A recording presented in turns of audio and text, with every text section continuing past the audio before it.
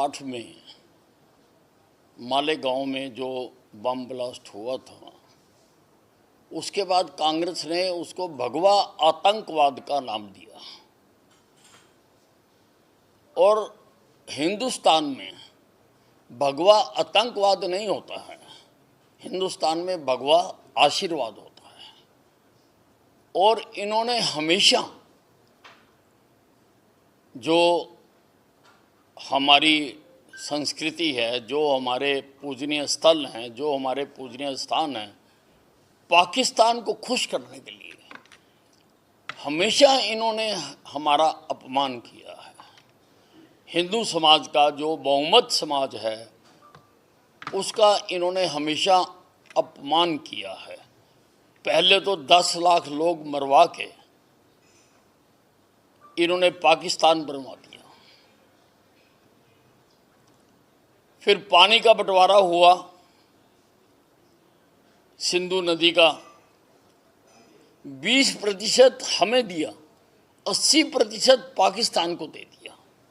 मैं मानता हूं कि पाकिस्तान कांग्रेस की औलाद है और औलाद के प्रति हमेशा मोह भी रहता है, प्यार भी रहता है।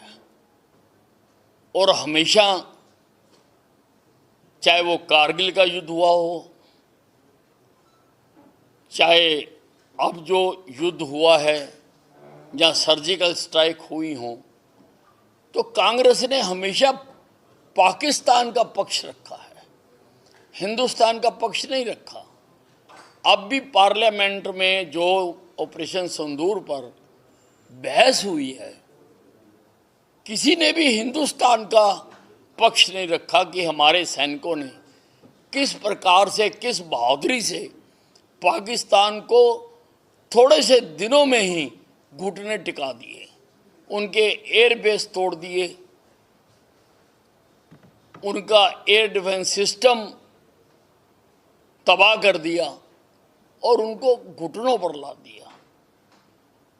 हमेशा ये उनको खुश करने के लिए बात करते हैं। हिंदुस्तान में भगवा आतंकवाद नाम की कोई चीज़ नहीं है, भगवा आशीर्वाद है। हमारे देश में जो ज्ञान की गंगा बह रही है, वो गंगा भगवा आशीर्वाद से ही आई है। भगवा हमारे साधु संतों का जो है वो पहनावा है।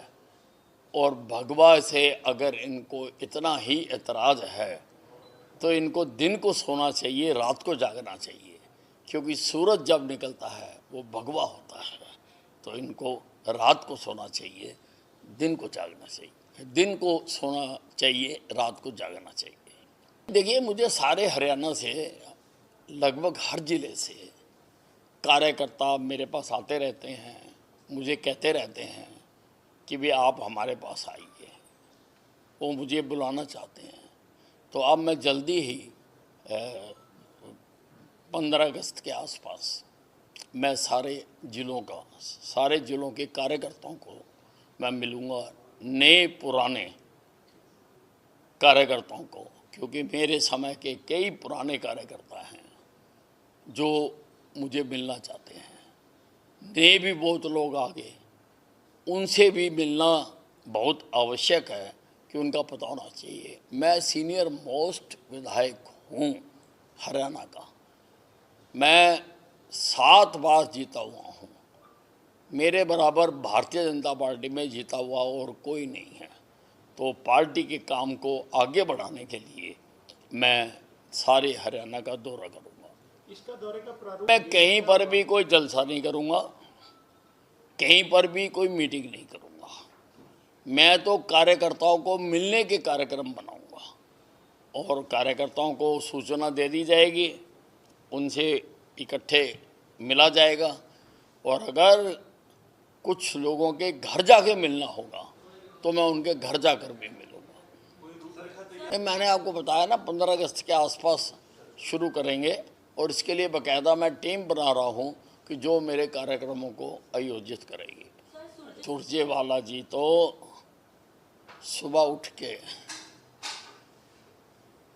जैसे बच्चा रोने लग जाता है, वैसे ये सुबह उठते ही बोलने लग जाते हैं। लॉ एंड ऑर्डर को हमारे मुख्यमंत्री जी पूरी तरह से उस पर निगाह रखे हुए हैं और उसको दुरुस्त करने के लिए जो भी प्रयास किए जा सकते हैं वो उठा रहे हैं। अम्बाला छावनी के एयरपोर्ट का उद्घाटन करने के लिए रक्षा मंत्री माननीय राजनाथ सिंह जी ने स्वीकृति दे दी है और ये जो अम्बाला छावनी का एयरपोर्ट बना है ये बना भी उनकी कृपा से ही है, क्योंकि इसके लिए आर्मी की ज़मीन चाहिए थी। आर्मी की ज़मीन उन्होंने ही लेके दी, तो मैंने उनसे अनुरोध किया था कि भाई क्योंकि आपने ज़मीन लेके दी है और उसी कारण से एयरपोर्ट बना है, मैं चाहता हूं कि इसका उद्घाटन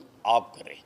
तो वो भी अभी रेनी सीज़न समाप्त हो जाए तो उसके बाद 15 अगस्त के आसपास हम करेंगे। मैंने मुख्यमंत्री हरियाणा को भी पत्र लिखा है और डिफेंस मिनिस्टर जी को भी, राजनाथ सिंह जी को भी अभी पत्र लिखा है कि वो दोनों एक तिथि तय करके, क्योंकि दोनों का आना आवश्यक है, एक तिथि तय करके अम्बाला छावनी के एयरपोर्ट का, जो कि बिल्कुल तैयार है, जिसमें कि सिविल एविएशन ने अपने अधिकारी भी नियुक्त कर दिए हैं और हर तरह से वो तैयार है। वह अम्बाला छावनी बहुत महत्वपूर्ण स्टेशन है, जंक्शन है, चारों तरफ से सड़कें आती हैं, चारों तरफ से गाड़ियां भर भर के आती हैं। हिमाचल सारे को अम्बाला छावनी सीधा लगता है, नज़दीक लगता है, पंजाब को लगता है, हरियाणा को लगता है, जीटी रोड को लगता है, अम्बाला के साइंस उद्योग को लगता है, जगाधरी के मेटल उद्योग को लगता है, पानीपत को भी गुड़गांव से अम्बाला आना आसान लगता है। इसलिए ये काफ़ी कामयाब एयरपोर्ट रहने वाला है और मुझे एविएशन मंत्री जी का पत्र भी आ चुका कि 3 एयरलाइंस जो हैं वो यहाँ के लिए मंजूर कर दी गई हैं और मुझे ये भी बताया गया है कि बहुत सारी और एयरलाइंस भी अम्बाला छावनी से उड़ान भरने के लिए स्वीकृति मांगना चाहती हैं। मेरे को पत्र नहीं है 3 एयरलाइंस का। नहीं, अभी जो पत्र में लिखा गया था वो अभी लिखा गया था अम्बाला से अयोध्या, अम्बाला से लखनऊ, अम्बाला से जम्मू और अम्बाला से श्रीनगर। अभी ये 4 फ्लाइटों का ही लिखा गया था, पर मुझे उम्मीद है, और जब मैं केंद्रीय जो एविएशन मंत्री हैं उनसे मिलने गया था, उन्होंने मुझे वर्बली भी कहा था कि कुछ और एयरलाइंस भी हम इसमें जोड़ देंगे अम्बाला छावनी। नहीं, मैंने माननीय केंद्रीय मंत्री जो हमारे मुख्यमंत्री भी रहे हैं मनोहर लाल जी को एक पत्र लिखा है कि यहाँ के व्यापारियों की काफ़ी मांग आ रही है। मेरे पास डेपुटेशन आकर मिल रहे हैं कि यहाँ से कार्गो का भी शुरू किया जाए, क्योंकि हमारी जो एयर पट्टी है वहाँ पर कोई भी बड़े से बड़ा जहाज़ भी उतर सकता है, तो इसलिए कार्गो का यहाँ से चलाया जा सकता है। और जो आसपास के उद्योग हैं, अम्बाला छावनी में साइंस का उद्योग है, साहा इंडस्ट्रियल ग्रोथ सेंटर है, हमारा इंडस्ट्रियल एरिया है, अम्बाला में घर घर में साइंस का सामान बनता है, अम्बाला सिटी में कपड़े की मार्केट है, जगाधरी है जहाँ पर मेटल का बनता है, और हिमाचल का जो सेब आता है उसके लिए ये नियरेस्ट एयरपोर्ट पड़ेगा और भी क्षेत्रों को ये कवर करेगा। तो यहाँ से कार्गो का एयरपोर्ट कामयाब होने की बहुत बड़ी संभावना है, परंतु अभी वो इनिशियल स्टेज पर है। अभी मैंने केवल पत्र लिखा है मनोहर लाल जी को और मैं जल्दी उनको मिलूँगा अभी, और मुझे उम्मीद है कि ये भी बन जाएगा। इसके साथ ही हमारे पास ज़मीन भी उपलब्ध है जो कि एक्वायर की जा सकती है। जैसे ही दोनों नेताओं की, रक्षा मंत्री जी की और मुख्यमंत्री जी की सहमति तिथि की हो जाती है तो उस तिथि को यहाँ से उद्घाटन कर दिया जाएगा और उड़ान यहाँ से शुरू हो जाएगी। नहीं, अभी कोई चर्चा नहीं हुई है। अभी उसका अम्बाला छावनी घरेलू एयरपोर्ट ही का बोर्ड लगाया गया है।